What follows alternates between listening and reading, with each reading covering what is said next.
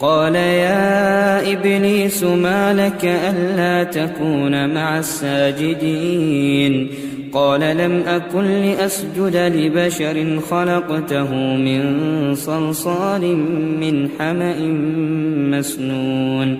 قال فاخرج منها فإنك رجيم وإن عليك اللعنة إلى يوم الدين قال رب فأنظرني